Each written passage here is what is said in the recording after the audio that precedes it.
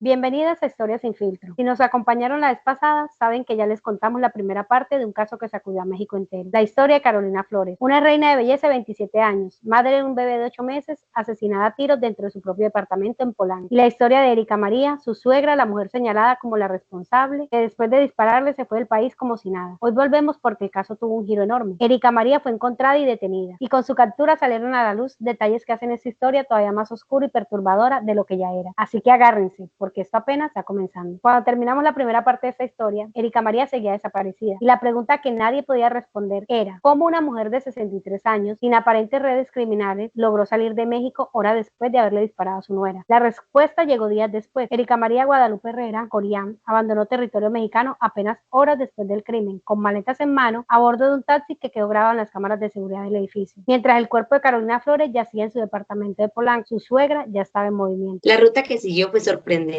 Salió de México hacia Panamá el mismo 16 de abril, un día después del asesinato, y desde ahí voló directamente a Venezuela, aterrizando en Caracas esa misma tarde. Una escala rápida, discreta, en un país con el que México no tenía extradición automática. En Caracas, Erika no se quedó en casa de familiares ni conocidos. Rentó un departamento a través de una plataforma digital de alquiler temporal en la urbanización El Cigarral, sin ningún vínculo aparente con el propietario. Una estrategia que le permitió pasar desapercibida durante casi 2 semanas. Mientras en México, su nombre se convertía en trending topic y miles de personas pedían justicia para Carolina. Lo que Erika no calculó fue la velocidad con la que la Fiscalía de la Ciudad de México movió sus fichas. La investigación avanzó a través de pericias, registros audiovisuales y testimonios que permitieron obtener una orden de aprehensión por feminicidio. Y con esa orden en mano se solicitó formalmente a la Interpol la emisión de una ficha roja. Esa ficha roja es la llave que abre puertas en 195 países y en Venezuela la abrió. El 29 de abril, casi 2 semanas después del crimen, llegó la noticia que muchos esperaban con urgencia y con rabia. Erika María había sido detenida. La captura se concretó la noche del 29 de abril en el edificio número 14 de la urbanización El Cigarral en Caracas, donde llevaba días viviendo mientras el mundo la buscaba. Pero lo que nos importa no es solo dónde estaba, lo que nos importa es lo que ocurrió en ese departamento de Polanco el 15 de abril, porque ahora sabemos más detalles del momento exacto en que disparó. Las cámaras de seguridad captaron una escena que parecía normal. Carolina y su suegra conversaban dentro del departamento. En un momento dado, Erika le pidió agua. Cuando Carolina se dirigió a la cocina, su suegra sacó un arma y le disparó en varias ocasiones, por la espalda y sin previo aviso, a una mujer de 27 años con un bebé de 8 meses durmiendo en otra habitación. Segundos después, Alejandro, el esposo, entró al escuchar las detonaciones con su bebé en brazos y su madre respondió: nada, me hizo enojar. Y luego añadió algo que estremece: ella te robó, tú eres mío. Esas palabras son la radiografía de una obsesión. Una mujer de 63 años que veía a su nuera no como una persona, sino como una amenaza a su vínculo con su hijo. El video de las cámaras de monitor de bebés también captó un audio donde Erika le decía a su hijo: tú eres mío y ella te robó. Una frase que lo dice todo sobre la dinámica enfermiza detrás de este feminicidio. Desde que salió a la luz la historia de Carolina, hay una pregunta que no se calla. ¿Dónde está Alejandro en todo esto? ¿Qué sabía? ¿Qué hizo? Según declaró ante las autoridades, su madre le pidió que lo dejara a solas con Carolina para hablar. Él subió al otro piso con el bebé hasta que escuchó un ruido anormal que bajó y encontró a su esposa sin vida. Alejandro tardó un día entero en denunciar el crimen. Según reportes, ese retraso estuvo relacionado con el temor de perder la custodia de su bebé de 8 meses. Mientras tanto, su madre escapaba del país, y ese tiempo fue exactamente lo que Erika necesitó para cruzar fronteras. Aunque Alejandro no enfrenta cargos formales hasta el momento, la Fiscalía mantiene abierta una línea de investigación para determinar si existe alguna responsabilidad legal derivada de su actuación posterior al crimen. El hecho de que haya permitido que su madre se fuera del departamento antes de levantar cualquier alerta es algo que las autoridades no están pasando por alto. Y hay más. Mientras la manifestación por Carolina se llevaba a cabo en Ensenada, en redes sociales surgieron señalamientos que vinculan a Juan Sánchez Frías, presunto padre de Alejandro, con un caso registrado entre 2015 y 2018 por portación ilegal de armas de fuego de uso exclusivo del ejército. Según publicaciones que circularon, fue detenido en Ensenada con 3 armas largas, una corta, una ballesta y casi 850 cartuchos. Una familia que, si estos datos se confirman, tiene relación peculiar con las armas, y eso levanta preguntas sobre cómo llegó el arma calibre 9 milímetros a ese departamento apartamento en Polanco. Después de la detención de Erika María salió a la luz algo que nadie esperaba. Una supuesta carta que ella habría escrito a su hijo antes o durante su vida. El texto habría sido encontrado en una aplicación de mensajería en el celular de Erika y en él intenta explicar o justificar lo que hizo. El tono de esa carta es perturbador. Habla que Carolina siempre la trató con malos modos, que no la saludó al llegar, que dijo que jamás volvería a su casa y que había limitado su contacto con el nieto, solo si Carolina lo autorizaba. Hacia el final escribe: sé que nunca me perdonarás y que tu familia se verá dañada con esto. Una mujer que, según sus propias palabras, sabía lo que estaba haciendo, que era consciente del daño y lo hizo de todas formas. Eso no es un crimen pasional, eso es premeditación. La madre de Carolina, Reina Gómez, encabezó una multitudinaria manifestación en Ensenada, ciudad natal de su hija, para exigir justicia. Sus palabras fueron directas: